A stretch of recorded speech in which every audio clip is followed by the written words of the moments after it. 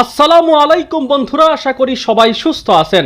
বন্ধুরা, Donald Trump একদিকে চীন সফরে গিয়ে চীনের কাছে হাতে পায়ে ধরে যুদ্ধ বন্ধ করার চেষ্টা করছে, অন্যদিকে আরব আমিরাত এবং ইসরায়েলের মধ্যে ভয়ঙ্কর যুদ্ধের প্রস্তুতি নিচ্ছে মার্কিন বাহিনী।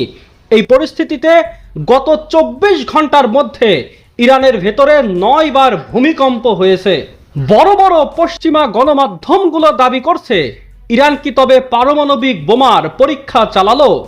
ইরান শুধু আমেরিকা এবং ইসরায়েলের হামলার অপেক্ষা করছে। ইরানে হামলা হলেই ইরান ঘোষণা দেবে তারা পারমাণবিক বোমা তৈরি করে ফেলেছে। এদিকে আরব আমিরাতের পর এবার সৌদি আরবের বিরুদ্ধে অভিযোগ এসেছে তারা ইরান এবং ইরাকের ভেতরে বিমান হামলা চালিয়েছিল। শুধু কি তাই, মধ্যপ্রাচ্যের বিস্ফোরা আরব আমিরাতে গত 40 দিনের যুদ্ধ চলা অবস্থায় নেতানিয়াহু এবং মোসাদের প্রধান সফরে গিয়েছিল। এমন এক ভয়ঙ্কর তথ্য ফাঁস হয়েছে। আরব আমিরাত যখন ইসরায়েলকে সাথে নিয়ে ইরানের বিরুদ্ধে যুদ্ধ ঘোষণা করেছে, ঠিক এই সময়ে ন্যাটো জোটের মতো নতুন করে একটা সামরিক জোট হতে যাচ্ছে। পাকিস্তান, ইন্দোনেশিয়া, সৌদি আরব, কাতার, তুরস্ক এবং ইরান মিলে সামরিক জোট গঠন হতে যাচ্ছে। আর এতে ডোনাল্ড ট্রাম্পের একেবারে হাঁটু কাঁপাকাঁপি শুরু হয়ে গেছে। মধ্যপ্রাচ্যের আকাশে এখন যুদ্ধের দামামা বাজছে। ইরানের এখন একমাত্র টার্গেট আরব আমিরাতকে শেষ করা। বন্ধুরা, আজকের প্রথম গুরুত্বপূর্ণ খবর হলো মধ্যপ্রাচ্যের এই উত্তপ্ত পরিস্থিতির মধ্যে এখন সরাসরি আরব আমিরাতকে নিশানা করে কড়া বার্তা দিয়েছে ইরান। ইরান সরাসরি হুঁশিয়ারি দিয়ে বলেছে ওয়াশিংটন বা তেল আবিব যদি পুনরায় কোনো হামলা চালায় ইরানের ভেতরে, তবে পাল্টা জবাব হিসেবে আরব আমিরাতের ওপরে নজিরবিহীন এবং শক্তিশালী আঘাত হানা হবে। আরব আমিরাত থেকে পাকিস্তানি নাগরিকদের ধরে ধরে বের করে দিচ্ছে এবং পাকিস্তানিদেরকে কাজ থেকে বিরত রাখার রাষ্ট্রীয় সিদ্ধান্ত নিয়েছে আরব আমিরাত। আরব আমিরাত এখন পুরোপুরি ইসরায়েলের ফাঁদে পা দিয়ে ফেলেছে। এক কথায় আরব আমিরাতকে দখল করে ফেলেছে ইসরায়েলি সেনারা। আরব আমিরাত এখন ইরানকে সহযোগিতার দায়ে পাকিস্তানের অনেক জনগণকে কাজ থেকে বের করে দিচ্ছে এবং পাকিস্তানের জনগণকে আরব আমিরাত ছাড়ার নির্দেশনা দেওয়া হচ্ছে। তো নেতানিয়াহু এই মুহূর্তে আরব আমিরাতকে বলছে তোমার শত্রু এখন ইরানের চেয়েও অনেক বড় শত্রু পাকিস্তান, কারণ পাকিস্তান ইরানের হয়ে কাজ করছে এবং এই যুদ্ধে যুদ্ধবিরতির জন্য দুই পক্ষের হয়ে মূলত কাজ করছে পাকিস্তান। পাকিস্তান চাচ্ছে যে কোনোভাবে এই অঞ্চলে যেন যুদ্ধটা বন্ধ হয়। পাকিস্তান চায় না এই যুদ্ধটা চলুক। তাহলে যুদ্ধটা চাচ্ছে কে? ইসরায়েল এবং আরব আমিরাত।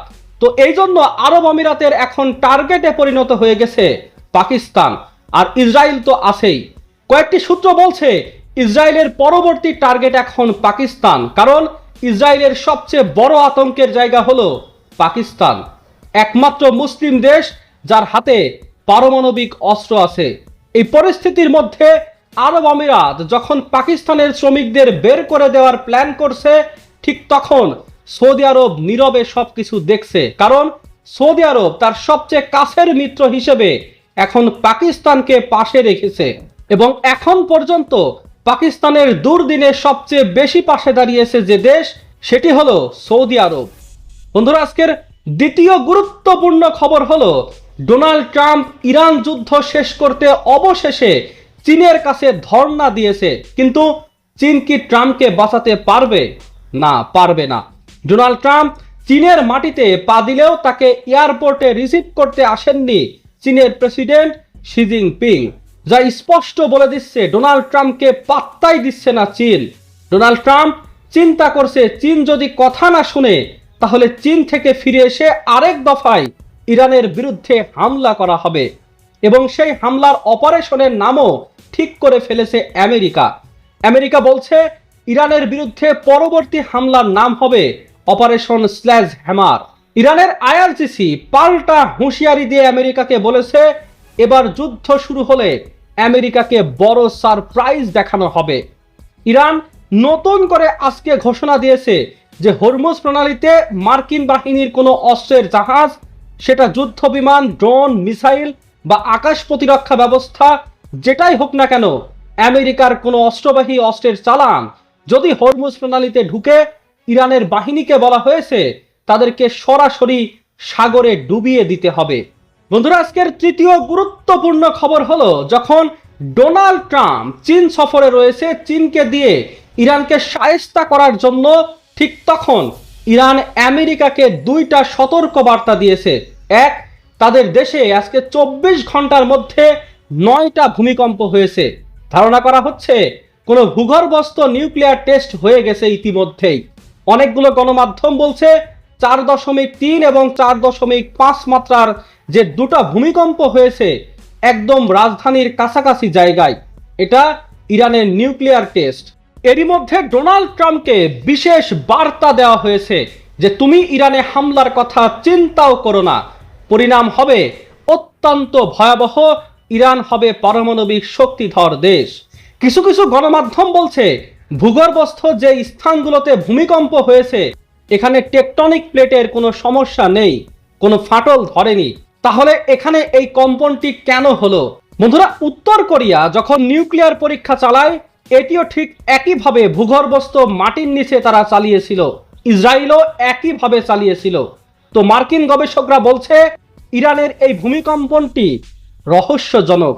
তারা ধারণা করছে ইরানের মাটির নিচে কোনো নিউক্লিয়ার টেস্ট তারা করে বসেছে। অর্থাৎ গত পরশুদিন ইরান যেটা বলেছিল ইরান আক্রান্ত হলে ইরান এবার নিউক্লিয়ার বানাবে, সেই কাজটি কি একদিনের ব্যবধানে সম্পূর্ণ হয়ে গেল? এটা নিয়ে এখন প্রশ্ন উঠছে সবার মাঝে। ট্রাম্প যখন চীনে পা রেখেছে, ঠিক একই সময়টিতে ইরান এই ধামাকাটি ঘটিয়ে ভূগর্ভস্থ জায়গায় নিউক্লিয়ার টেস্ট করে আমেরিকাকে বলছে তুমি আলোচনা করবে কি করবে না এটা তোমার বিষয়, ইউরেনিয়াম তোমাকে আর দেওয়া হচ্ছে না, ইউরেনিয়াম এখন কাজে লেগে গেছে, ওইটা এখন মিসাইল হয়ে গেছে, ওইটা এখন নিউক্লিয়ার পারমাণবিক বোমা হয়ে গেছে। তবে এই সময়ে এসে ইরান এটা ঘোষণা দিয়ে বলবে না, এটা পৃথিবীবাসী বুঝে যাবে, কিন্তু ইরান বলবে না। কারণ ওই যে নিষেধাজ্ঞা বা স্যাংশনের ভয়। ইরান কি নিউক্লিয়ার টেস্ট করলো কি করেনি এটা বুঝতে আগামী 24 থেকে 48 ঘন্টা অপেক্ষা করতে হবে। আশা করা যাচ্ছে ইরান বড় কোনো সারপ্রাইজ এই পৃথিবীকে দিতে যাচ্ছে। বন্ধুরা, আজকের চতুর্থ গুরুত্বপূর্ণ খবর হলো, মুসলিম বিশ্বের 4টি দেশ তুরস্ক, সৌদি আরব, পাকিস্তান এবং কাতার, তারা একটা সামরিক জোট গঠন করতে যাচ্ছে। আগামী দিনে তারা এমন একটি জোট করতে চায় যাতে ন্যাটোর মতো অন্য কোনো দেশ এসে তাদের ওপর আক্রমণ করলে সবাই সবার উপরে আক্রমণ বিবেচনা করে অ্যাকশন নেবে। তো তুরস্ক, সৌদি আরব, পাকিস্তান এবং কাতার তারা ভেতরে ভেতরে এটা জোট গঠন করে ফেলেছে ইসরায়েল এবং আমেরিকার আগ্রাসনের বিরুদ্ধে। কিছু সূত্র বলছে এই জোটে ইরানও নাম লেখাতে পারে এবং এই জোটে ইরান কিভাবে আসবে সে ব্যাপারে ইরানের সাথে সৌদি আরবের আলোচনা ইতিমধ্যেই চলছে।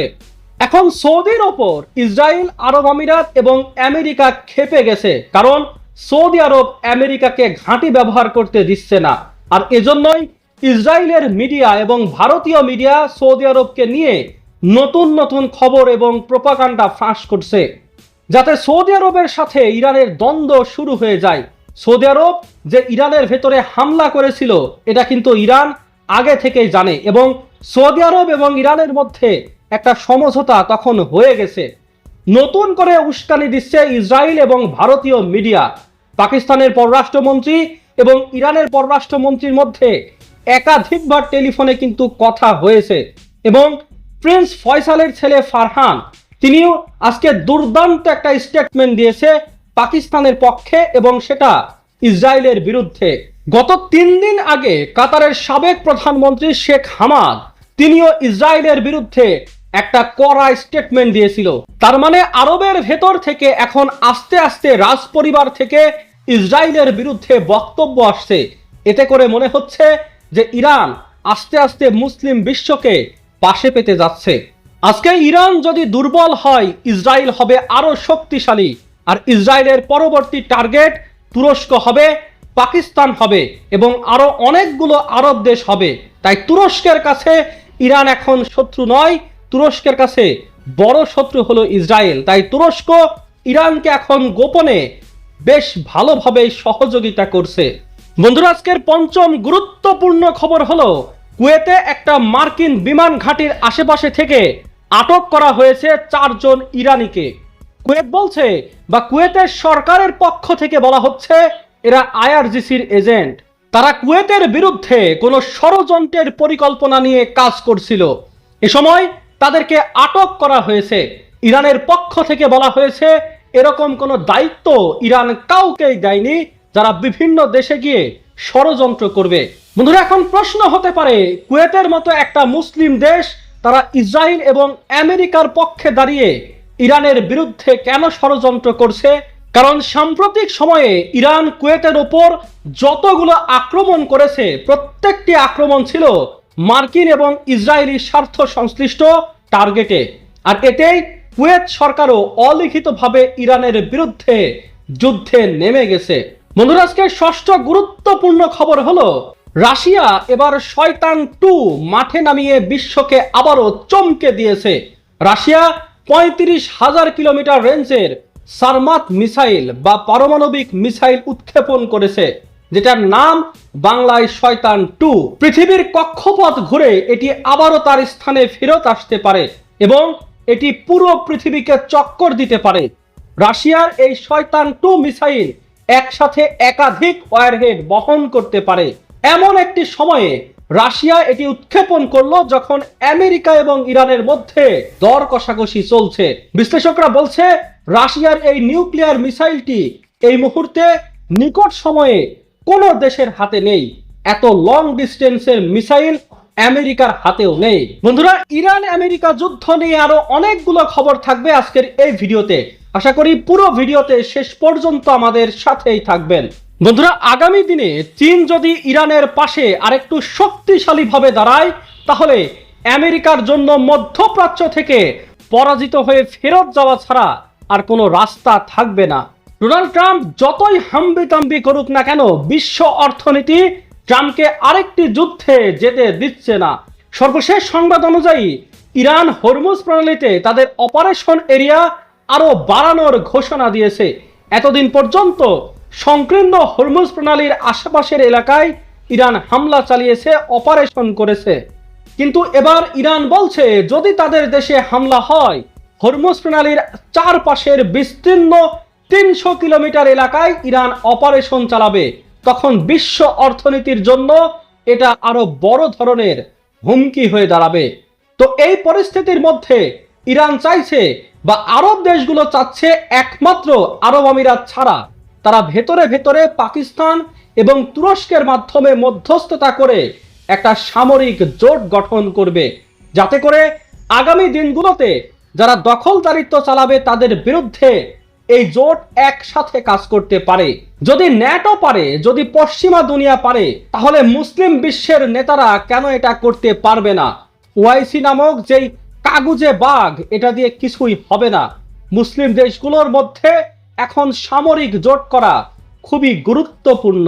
এখন তুরস্ক বলছে তার প্রযুক্তি তিনি পাকিস্তানকে দিয়ে সহযোগিতা করবে, আর পাকিস্তান তার নিউক্লিয়ার দিয়ে তুরস্ককে সহযোগিতা করবে। যদিও তুরস্ক একটা ন্যাটো রাষ্ট্র, একইভাবে কাতারও পাকিস্তানের সাথে একটা সামরিক চুক্তি করতে যাচ্ছে, এমনটা আভাস মিলেছে পাকিস্তানের কয়েকটি গণমাধ্যম থেকে। এই জোটে ইরান আসবে কি আসবে না, থাকবে কি থাকবে না, এটা নির্ভর করছে আমেরিকা এই যুদ্ধে হারবে নাকি জিতবে সেটার উপরে। কারণ এই মুহূর্তে ইরানকে যারা কয়েকদিন আগেও এই যুদ্ধটা শুরু করার আগেও ইরানকে পাত্তাই দিত না, তারাও এখন গোপনে ইরানকে বস মানছে।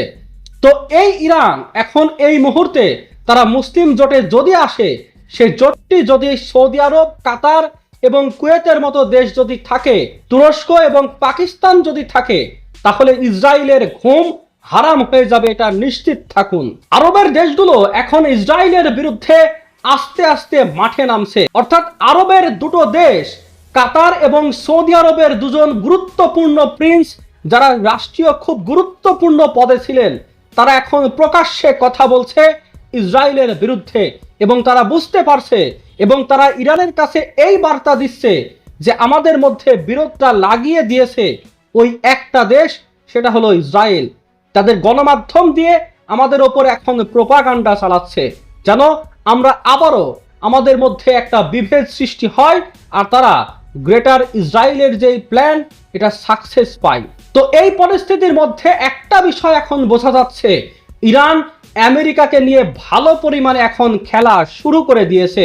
আর পাকিস্তানের বিরুদ্ধে যে ইসরায়েল এবং ভারতের একসাথে প্রোপাগান্ডা চলছে, যে সামনে আলোচনা করছে, পাকিস্তানের পক্ষ থেকে বলা হচ্ছে তারা ইরানের কোনো যুদ্ধ বিমানকে তাদের নিজের দেশে রাখেনি, বরং যখন আলোচনায় বসার জন্য ইরানের পররাষ্ট্রমন্ত্রী বা স্পিকাররা এসেছিলেন তখন সেই প্রাইভেট জেটটি নূর খান বিমানবন্দরে রাখা হয়েছিল। কিন্তু ইসরায়েল এবং ভারতীয় মিডিয়া প্রচার চালাচ্ছে পাকিস্তানের বিরুদ্ধে, এটা হলো তাদের ষড়যন্ত্রের একটি অংশ। পাকিস্তান বলছে যে ইরানের পর পাকিস্তানকে টার্গেট করার জন্য নেতানিয়াহু এবং নরেন্দ্র মোদীর দেশ পরিকল্পিতভাবে পাকিস্তানের বিরুদ্ধে প্রচার প্রপাগান্ডা শুরু করে দিয়েছে। এদিকে ইরাকে ইসরায়েলের একটা গোপন ঘাঁটির সন্ধান মিলেছে। এটি গণমাধ্যমে আসার পর ব্যাপক চাঞ্চল্য তৈরি হয়েছে। বলা হচ্ছে যে এই ঘাঁটি থেকে সৌদি আরবে কয়েক দফা আক্রমণ করেছে ইসরায়েলি বাহিনী এবং এই দোষ ইরানি মিলিশিয়াদের ঘাড়ে চাপাবার চেষ্টা করা হয়েছে, যেটি এখন সৌদি আরব এবং ইরান দুই পক্ষই বুঝছে। অর্থাৎ ইরাক ইরানের প্রতিবেশী একটি দেশ খুব কাছে বসে এখানে একটা গোপন ঘাঁটি তৈরি করে একটা ফলস ফ্ল্যাগ অপারেশন করেছে। কে করেছে? করেছে ইসরায়েল, কিন্তু দোষ চাপানো হচ্ছে ইরানের বিরুদ্ধে। ইরান যে কাজটি করেছে মার্কিন ঘাঁটিকে লক্ষ্য করে সব হামলাগুলো করেছে, কিন্তু যখনই আরবের কোনো তেল ক্ষেত্র, কোনো প্রাইভেট প্রতিষ্ঠান বা রাষ্ট্রীয় প্রতিষ্ঠানে আক্রমণ হয়েছে, ইরান সঙ্গে সঙ্গে খোঁজ খবর নিয়ে বলেছে এগুলো আমরা করিনি। তাহলে কে করেছে? এগুলো করেছে ইসরায়েল। ইরান এখন বলছে বিশ্বকে, দেখো তোমাদের বন্ধুরা যাদের জন্য তোমরা ইরানের বিরোধিতা করেছো তারা কিভাবে ফলস ফ্ল্যাগ অপারেশন করে আমাদের মধ্যে লড়াই শুরু করতে যাচ্ছে। হে মাথামোটা আরব জাতি, তোমরা যদি বোঝো আমরা দখলদার নই, আমরা ভ্রাতৃত্বের বন্ধনে আবদ্ধ থাকতে চাই, তোমরা আমাদের শত্রু বলছো আর তোমাদের বন্ধুরা তোমাদের হিট করে, তোমাদের ক্ষতি করে আমাদের মধ্যে নতুন লড়াই সৃষ্টি করছে।